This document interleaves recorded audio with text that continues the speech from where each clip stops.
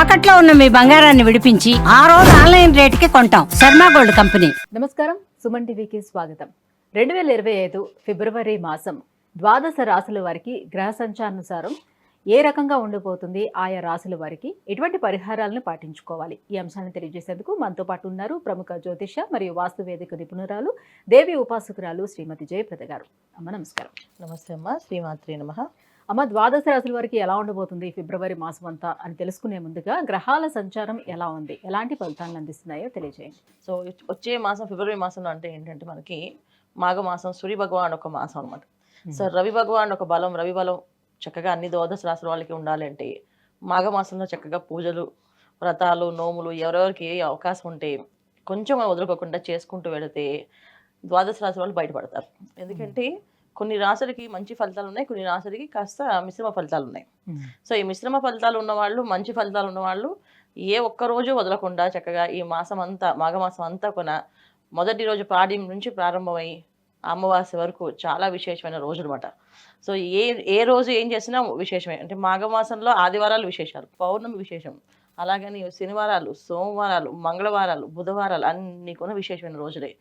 ఏ రోజు ఏమేమి చేయాలి, చక్కగా ఏ కుదురుతారుగా ఎక్కువ చారిటీ డొనేషన్స్ చేసుకుంటూ వెళితే చాలా మంచి ఫలితాలు కనిపిస్తున్నాయి. అయితే ఈ ఫిబ్రవరి మాసంలో ఎవరెవరికి బాగున్నాయి, ఎవరికి బాగాలేదని ముందుకంటే గోచారంలో ఎవరెవరు ఏ గ్రహాలు ఎక్కడెక్కడ ఉన్నాయో చూద్దాం. వృషభ రాశిలో గురువు, మిథున రాశిలో కుజుడు, తర్వాత కన్యా రాశిలో కేతు ఉన్నారు, తర్వాత మనకి కుంభరాశిలో శని భగవానుడు, మకర రాశిలో రవి బుధులు, మీనరాశి రాహు శుక్రుడు.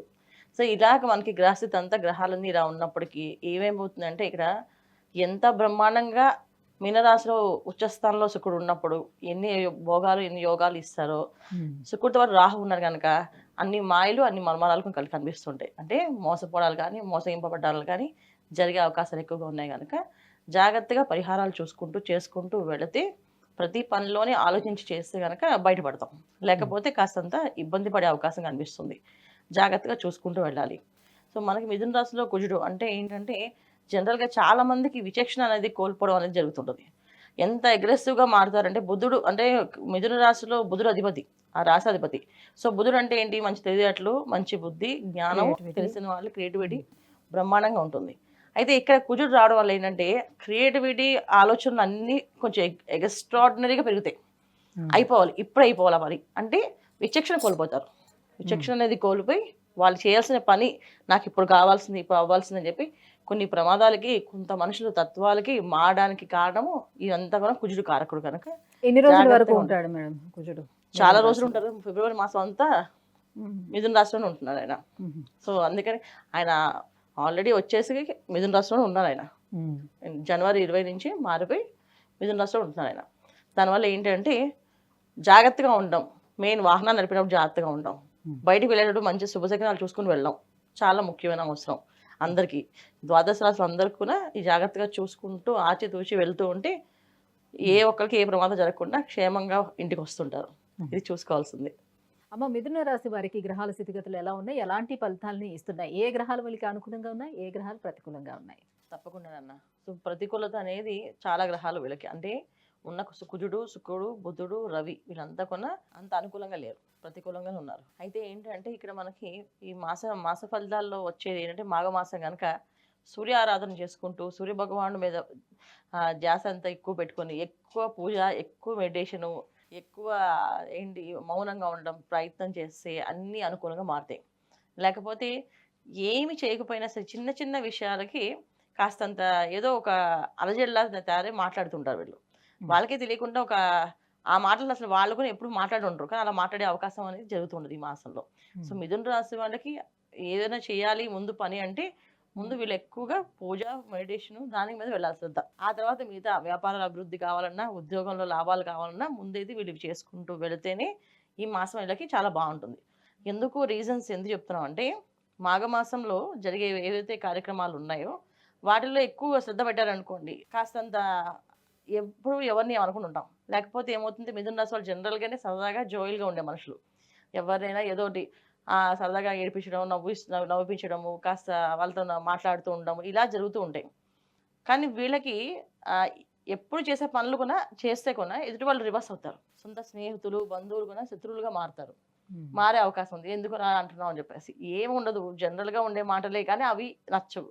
ఈ మాసంలో ఎక్కువగా మౌనంగా ఉండడం మిథున రాశి వాళ్ళకి చాలా అవసరం.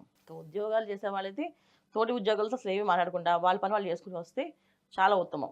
లేదు మాట్లాడారా అంటే అది పెద్ద గొడవగా మారుతుంది. అసలు అక్కడ ఏమి అంటే జరిగినది ఏమి తప్పు ఉండదు, ఎవరిది దోషం ఉండదు. కానీ ఆ సిచ్యువేషన్ అలాగే వీళ్ళకి అన్‌ఫేవర్‌గా కనిపిస్తుంది. అందువల్ల జాగ్రత్తగా ఉండడం. వ్యాపారస్తుల్లో ఓన్లీ విద్యారంగంలో విద్యా సంస్థలు ఉన్న వాళ్ళకి బాగుంది. తర్వాత కెమికల్స్, రా మెటీరియల్స్ ఏవైతే బిజినెస్లు చేస్తే వాళ్ళకి బాగుంది. తర్వాత ఆయిల్ బిజినెస్, ఐరన్ బిజినెస్లు చేసే వాళ్ళకి కాస్త బాగానే ఉంది. ఫుడ్ ఇండస్ట్రీ వాళ్ళకి బాగుంది. మిగతా వాళ్ళందరూ జాగ్రత్తగా ఉండవలసింది. మిగతా ఇండస్ట్రీ ఏవైతే వ్యాపారాలు ఉన్నాయో వాళ్ళందరూ కాస్తంత మౌనంగా ఉండడం, అడిగిన దానికి మాత్రమే సమాధానం చెప్పడం. సో మొత్తానికి నోటినైతే అదుపులో పెట్టుకోవాలి అని చెప్తారు. మాటని అదుపులో పెట్టుకోవాల్సింది కంపల్సరీ. మాట్లాడే విధానం, మాట్లాడే విషయంలో జాగ్రత్తగా ఉండకపోతే ఏదో ఒక మాట అనడము, ఆ అనడంలో మన వాళ్ళని అంటాం. ఇప్పుడు మిథున రాశిలో ఎవరెవరిని అంటారు అంటే స్నేహితులు, బంధువులతోటి. సో శుభకార్యాలకు వెళ్ళాము, అక్కడ ఎంతవరకు మాట్లాడాలో అంతవరకు మాట్లాడి వచ్చేయాలి. లేదు శుభకార్యాల్లో ఏదో ఒక మాట్లాడడం వల్ల అందరికి సెంటర్ ఆఫ్ అట్రాక్షన్లో వీళ్ళే కనిపిస్తారు. వీళ్ళు ఏదైనా మాట అంటే వీళ్ళే వాళ్ళ మొత్తం వీళ్ళే తప్పందని వీళ్ళ మీద వేసేస్తారు. సో అట్రాక్షన్ ఇచ్చేది వీళ్ళే. రేపు రోజున మళ్ళీ ఏదైనా ప్రాబ్లం వస్తే అది కూడా వీళ్ళ మీద దోసేస్తారు అనమాట. ఇలాంటి సిచ్యువేషన్స్ కనిపిస్తున్నాయి. సో బంధువులతో కానీ స్నేహితులతో కానీ చాలా తక్కువగా మాట్లాడడం, ఇంట్లో వాళ్ళతో మనం తక్కువగా మాట్లాడుకుంటూ పని ముందుకు చేసుకుంటూ వెళ్తే అనుకూలమైన విషయాలు జరుగుతాయి. లేకపోతే కాస్తంత ఇబ్బందులు అనేది జరుగుతున్నాయి. సో మరి ఇంకా జాగ్రత్తగా ఉండాలి. ఎలాంటి పరిహారాలని పాటించుకోవాల్సి ఉంటుంది? ఈ ఈ మాఘమాసం అంతా కూడా వాళ్ళు ఏ దైవారాధన చేసుకొని వీటి నుంచి బయటపడే అవకాశం ఉంటుంది? తప్పకుండా వీళ్ళు ఈ మాఘమాసం అంతా ఏంటంటే గురువు ఆరాధన. అంటే దత్తాత్రేయ, జయ గురుదత్త, శ్రీ గురుదత్త. కోపం బాగా వచ్చింది, శ్రీ గురుదత్త, జయ గురుదత్త, శ్రీ గురుదత్త, జయ గురుదత్త అనుకుంటూ ఉంటే ఆ కోపం కంట్రోల్ అవుతుంది. అక్కడ ఏం మాట్లాడాలో అదే మాట్లాడతారు, ఇంకేం మాట్లాడకుండా బయటపడతారు.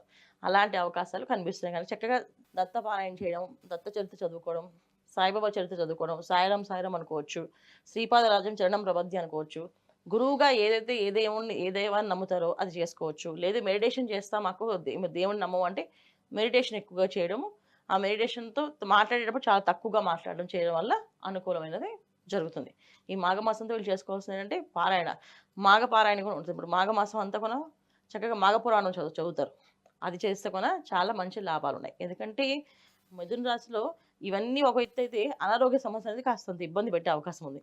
ఆరోగ్యం సరిగా కుదురుగా ఉండకపోవడము, చాలా మందికి షుగర్స్ ఉన్న వాళ్ళకి షుగర్ లెవెల్స్ పెరగడము, తర్వాత బీపీ హై బీపీగా పెరగడము, ప్రతి విషయాలకి తెలియకుండానే వాళ్ళకి తెలియని చికాకు రావడము, థైరాయిడ్స్ పెరగడము, ఇవన్నీ జరిగే అవకాశాలు ఉన్నాయి కనుక ఎక్కువ శాతం మౌనంగా ఉండడం, ఎక్కువ శాతం ఏదైనా జపాన్ని మంత్రాన్ని చేసుకుంటూ ఉండడము, లేదా ఏదో టెంపుల్లో కాసేపు కూర్చొని రావడం, అలా చేసుకుంటూ వెళ్తే అన్ని అనుకూలంగా మారుతాయి. అమ్మ, మిథున రాశి వారికి ఈ 2025 ఫిబ్రవరి మాసం ఎలా ఉండబోతుందన్న అంశాన్ని తెలియజేసినందుకు ధన్యవాదాలు. నమస్తే అమ్మ. శ్రీమాత్రే నమః.